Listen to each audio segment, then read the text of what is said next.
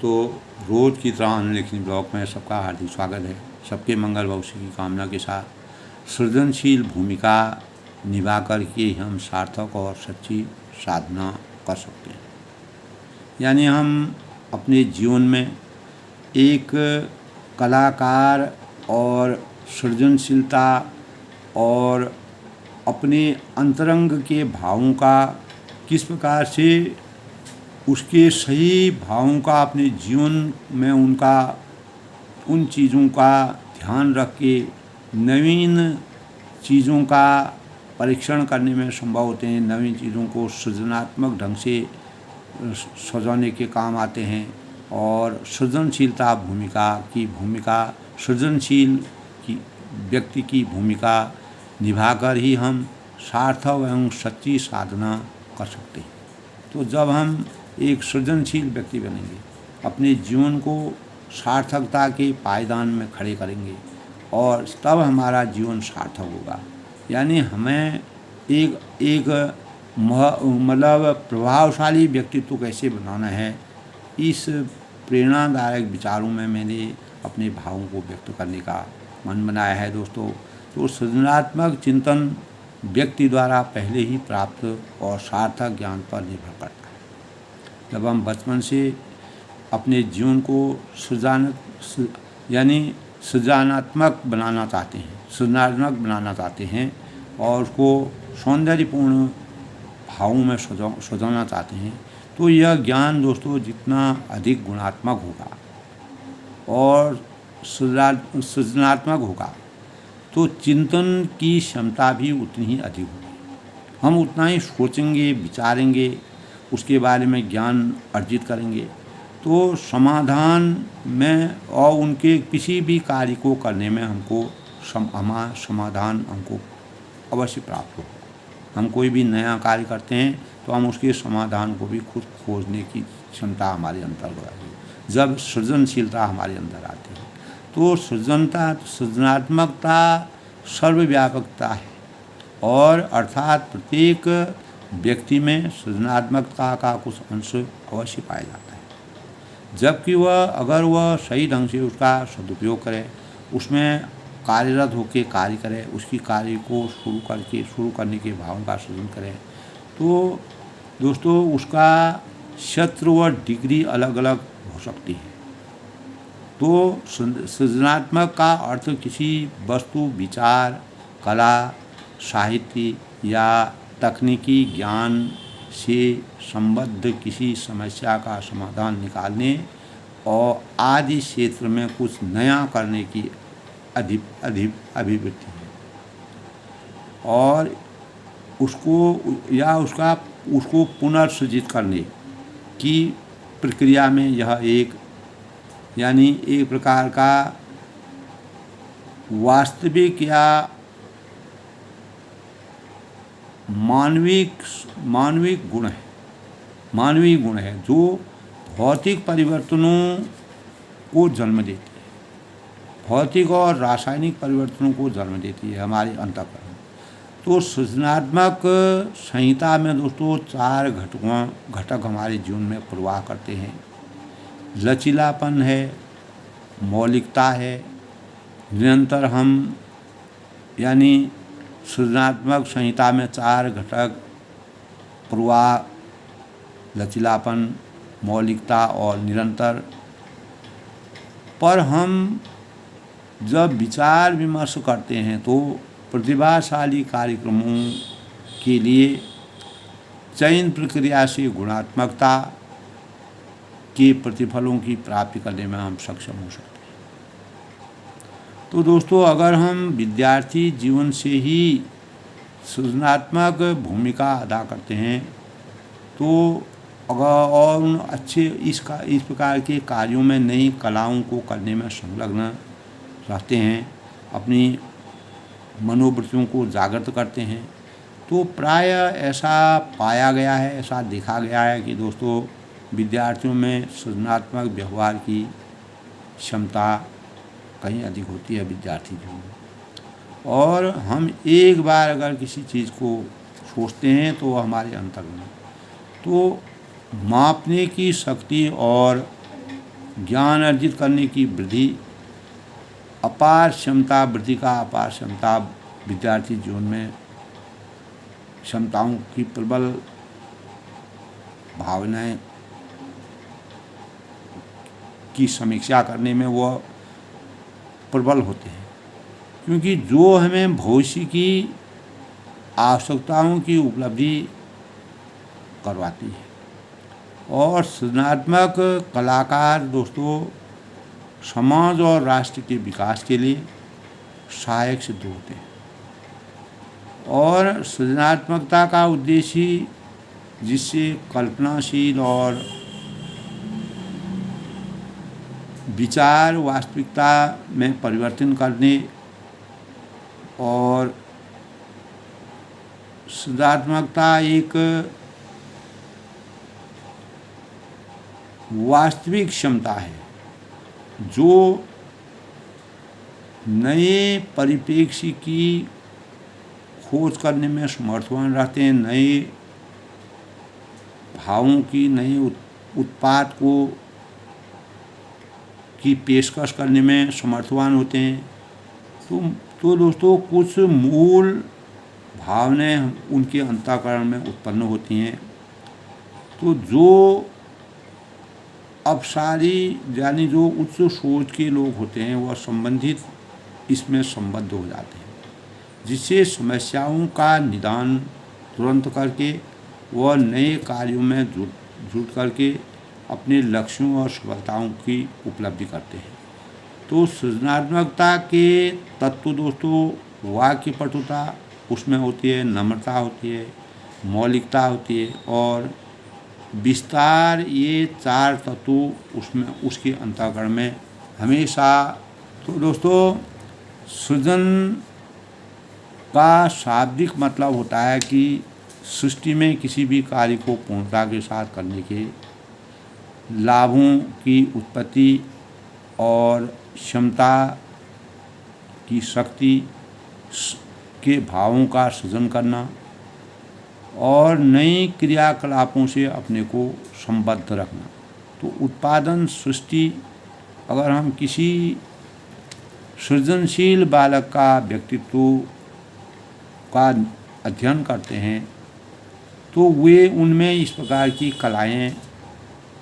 कलाओं का समावेश रहता है जो कार्य क्षेत्र में उच्च प्रदर्शन क्षमता जिनकी दिखती है, जैसे कि कलात्मक और रचनात्मक कार्य, नेतृत्व की गुणवत्ता का अवलोकन और उसमें उत्कृष्टता हम पैदा करते हैं।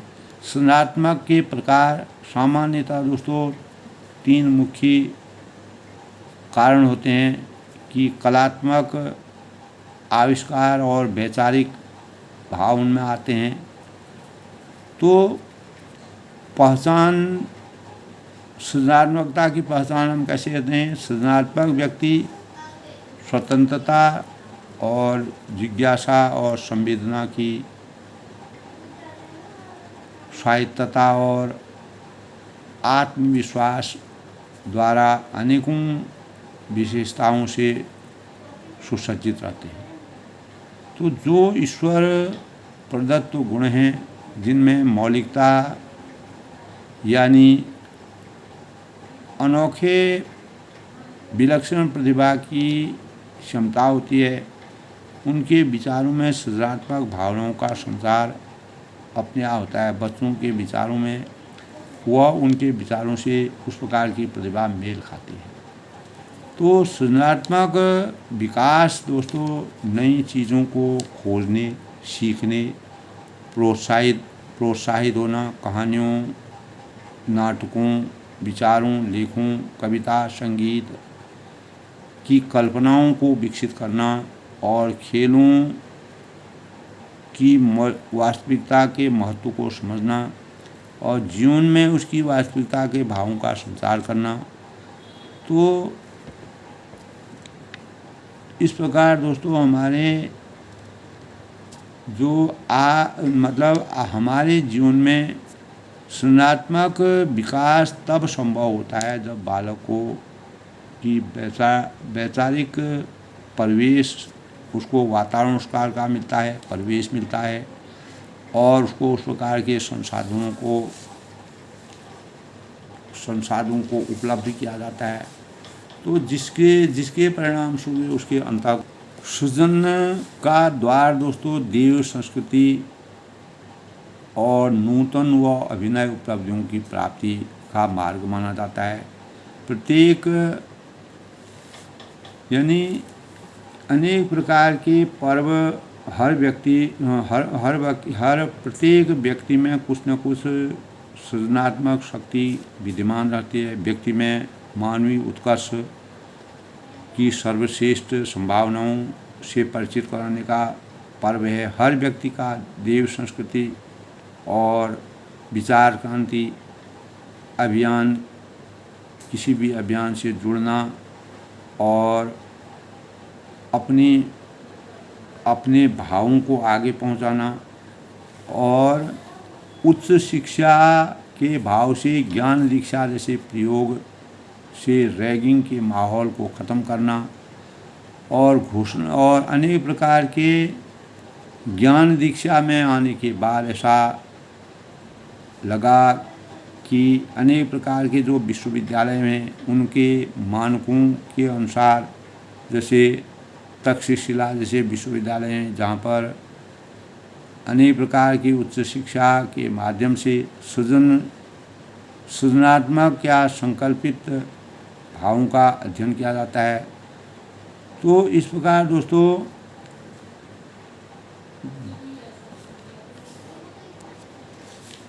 तो मनुष्य का मन दोस्तों बड़ा समर्थ और कौतुकी होता है, और यह जो है नैतिक प्रचारात्मक प्रयासों की सफलता के मानकों को अपने जीवन में सकारात्मक ढंग से प्राप्त करके प्रतिष्ठा प्राप्त करने के लिए अपने जीवन में सृजन संगठन के लिए प्राप्त संसाधनों को जुटाने का प्रयास करता है। जिस व्यक्ति की प्रतिष्ठा ठीक नहीं होगी दोस्तों, उसी के साथ कोई जुड़ना नहीं चाहता है। तो प्रतिष्ठित व्यक्ति का समूह के साथ लोग सहज ही जुड़ने लगते हैं। तो बिना जुड़ाव के हम किसी भी काल्पनिक चीज़ को सृजन नहीं कर सकते। तो अनेक प्रकार के शक्ति यानी अपने जीवन में निष्ठा को फलीभूत करने के उद्देश्य से हमें अब उस प्रकार की रूपरेखा को तैयार करना पड़ता है,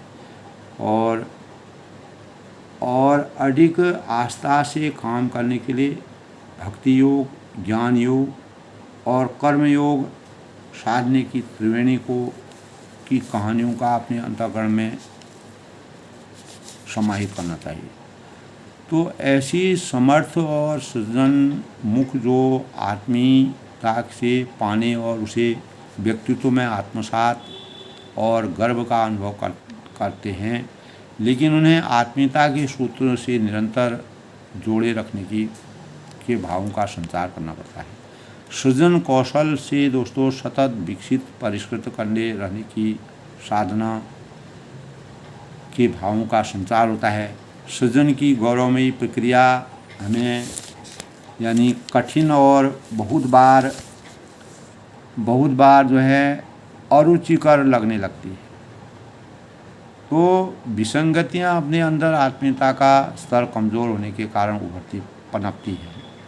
तो साधना की ऊर्जा से हमें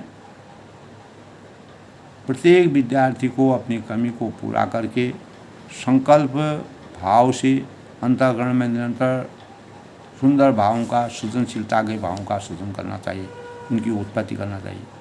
तो हम कुछ भी अपने जीवन में सोचते हैं, अनुभव करते हैं, नव सृजन की भावना आती हैं, तो इसके लिए महाअभियान से हमको प्रभु की साझेदारी स्वीकार करनी पड़ती है।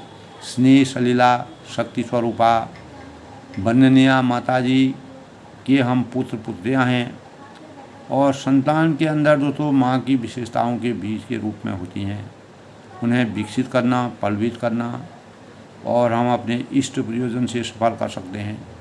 तो जब तक हमारे अंदर सृजनशीलता के भावों का संचार नहीं होगा, तो जिस प्रकार माँ बच्चों को समर्थ और स्वावलंबी बनाए और संतोष का अनुभव करती हैं। तो अनेक प्रकार के सृजनशील भावों से हम अपने प्रत्येक नर नारी को विकास के सही मानकों के स्वरूप विमल भक्ति के गर्भ में उपजे उद्देश्यपूर्ण लक्ष्यों की पूर्ति में ज्ञान की प्रखरता का महत्वपूर्ण योगदान समाहित कर सकते हैं। तो संस्कारवान बनाना हमारा प्रत्येक विद्यार्थी के लिए ज़रूरी है। पवित्र चाह उसे कठोर जप तप साधना के समान उसको माना जाता है और अपने संस्कारों को विकसित करने की मनोवैज्ञानिक बारीकियों की जानकारी का समावेश करना पड़ता है। तो कठोर तप साधना के वांछित परिणाम निकलने के संदेह अपने आप ही के जो है भाव अपने आप ही संपन्न हो जाते हैं। तो दोस्तों, आदि गुरु शंकराचार्य ने जो प्रश्न यानी उन्होंने लिखा है कि का दीर्घ रोगों और अर्थात लंबा चलने वाला कठिन रोग क्या है, तो उत्तर आता है भव एवं साधु। यानी अर्थात जो सज्जनों को संसार में दीर्घ रोग है वह पुनः प्रश्न पूछते हैं कि किम औषधं तस्यम्, अर्थात भव रोग की दवा क्या है। तो उत्तर आता है विचार एवं सुविचार ही उसकी प्रभावशालीता दवा है।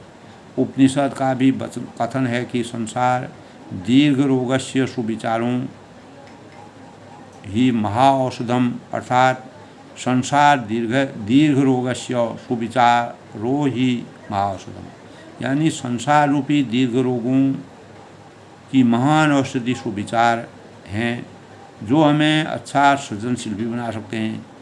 तो वेद मूर्ति में दोस्तों अनेक प्रकार के प्रचंड ज्ञान साधना से इस युग के प्रत्येक रोग को महान औषधि के रूप में विचारों के रूप में अवतरित कर सकते हैं। तो दोस्तों, विचार रूप सिद्ध औषधियों का महत्व एवं समझना और विचार रूपी औषधियों को बताना, उपलब्ध कराना, औषधि सेवन करने में नियमितता बरतना, उनके साथ पथ्य और कुपथ्य के संतुलन को बैठाना और उसकी चूकों को समाप्त करना, ये जो है आत्मीयता से भरे प्रोत्साहन, मार्गदर्शन और सहयोग की आवश्यकता हमारे जीवन में होती है। यही एक सच्चे सृजनात्मक व्यक्ति में समाहित होने की आवश्यकता है। तो हर भूमिका को निभाने की क्षमता अर्जित करना सृजन शिल्पियों की ज्ञान साधना की सफलता मानी जाती है। तो अनेक प्रकार के भावों से दोस्तों नर नारियों को ज्ञान साधना में प्रवृत्त कराने और उनमें आगे बढ़े रहने की कार्य पहल यानी उनके आगे चलने की पहल करना, कुशलता विकसित करना और संगठन धर्म संप्रदायों के व्यक्तियों की धारा से जोड़ना, भव रोग से पीड़ितों को सही औषधि के भावों का संचार करना, रोग मुक्ति और उज्जवल भविष्य की संभावक समर्थ व्यक्तित्व का अवतरण करना। तो संकल्प, जीवंत संकल्प, सूझबूझ और प्रयास करने की आवश्यकता सृजन शिल्पियों में होती है। इस स्तर की ज्ञान साधना करने वाले जो मनुष्य होते हैं, सृजन सैनिकों में भी ये भाव उभरते रहते हैं। जब तक दोस्तों अपनी ज्ञान साधना का स्तर छोटा होता है तब तक उक्त कार्य कठिन होते हैं और साधना में प्रखरता आते ही कोई भी कार्य संभव हो जाता है, सुगम हो जाता है, आसान लगने लगता है।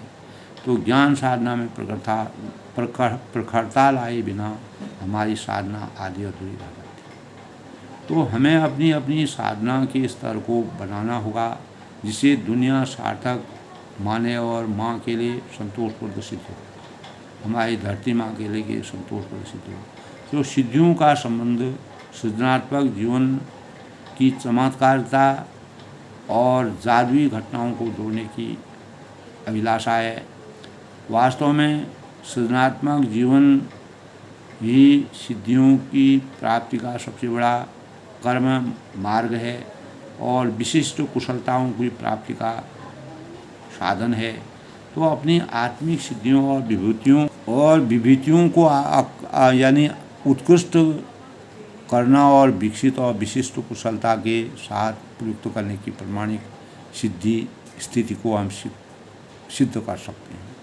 तो हमें सृजनशील भी सही और गुणवत्ता वाला सृजनशील भी सिद्ध होना, इसके लिए सृजन में सर्वोपरि रुचि लेनी होती है। उसके लिए समुचित भक्ति साधना, ज्ञान साधना करनी होती है। अंदर भक्ति को, अंदर की भक्ति की, आत्मीयता और ज्ञान की सदा सहायतापूर्ण प्रखरता के विकास के साथ उन्हें व्यवहार में उतारने की साधना के भावों का संचार करना पड़ता है और अनेक प्रकार के प्रयोगशाला, व्यायामशाला जैसा स्वरूप देकर अपनी सृजनशीलता को हम उन्नत बना सकते हैं। तो अनेक सभी को भवरोगों से मुक्त करके स्वास्थ्य को समर्थ व्यक्तित्व के स्तर तक ले जाने के लिए भवरोगों की सिद्धि, औषधियों और ऋषियों के अनुभव, ज्ञान सूत्रों को जन जन तक पहुंचाना, सफल स्वाध्याय के माध्यम से उनकी प्रज्ञा यानी ज्ञान को जो है इतना प्रखर बनाना है कि वे जीवन में उभरते भेदों और अवरोधों को पार करने में इष्ट लक्ष्य तक, अपने मूल लक्ष्य तक निरंतर बढ़ने के भावों का उनके अंदर संचार हो। तो दोस्तों, एक सही और प्रमाणिक सृजनशीलता हमारे जीवन के लिए किस प्रकार से सार्थक होती है, इसके लिए ज़रूरी है साधना क्रम में जुड़ना, नए कार्यों की विधियों को अपने अंतःकरण में उस परिवेश के लिए अपने को उसके अनुसार नियमित करना, नियमित स्वाध्याय के लिए प्रेरित प्रशिक्षित करने की कार्यक्रमों में जुड़ना, आयोजनों में साहित्य प्रदर्शनी, छोटे बड़े पुस्तक मेले और आकर्षण वाक्य लगाना और जिन्हें पढ़कर लोगों में जिज्ञासा उत्पन्न होती है, उत्साह उत्पन्न होता है, मनोबल बढ़ता है। तो रोज़ नई नई विधाओं को सोचना हमारे जीवन में सृजनात्मक भावों का संचार कर सकते हैं, हमारी समस्याओं का समाधान कर सकते हैं, मानव जीवन को एक विकास के पथ पर अग्रसर करने में क्षमता प्राप्त कर सकते हैं। समाधान और अनेक प्रकार के हमारे मानसिक और शारीरिक ज्ञान का और शारीरिक उन्नति करके मस्तिष्क के सृजन के साथ सुंदर भावों का समावेश करने में समर्थवान हो सकते हैं।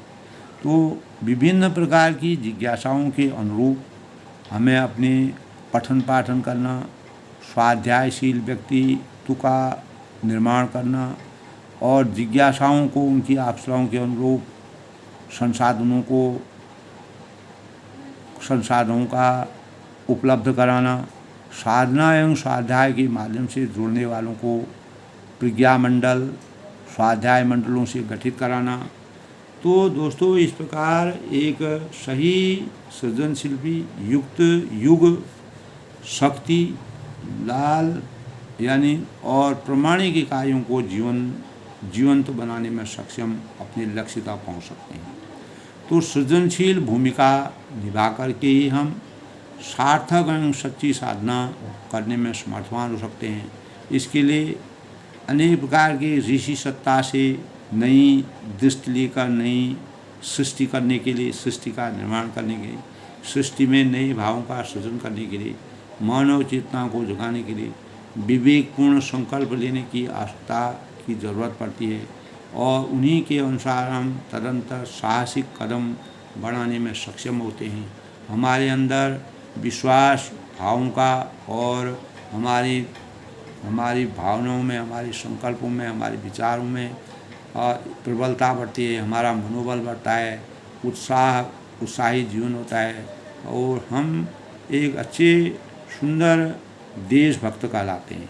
और एक अच्छा सृजनशिल्पी दोस्तों आज के प्रतिस्पर्धा के युग में एक अच्छे सृजनशील व्यक्ति अच्छी भूमिका निभाकर और जिस प्रकार के आजकल के परिवेश में अनेक प्रकार के संसाधनों की उपलब्धि है, जिसके परिणाम से हम अपने जीवन को सार्थक बना सकते हैं, सफलता की अंतिम श्रेणी तक पहुंच सकते हैं और अपने लक्ष्यों को पूर्ण रूप से संपादित करने में सक्षम बन सकते हैं। आज के प्रेरणादायक विचारों में दोस्तों सृजनशील भूमिका निभाकर हम सार्थक और सच्ची साधना करने में समर्थ हो सकते हैं। सब लोग सुखी रहें, खुश रहें, प्रसन्न।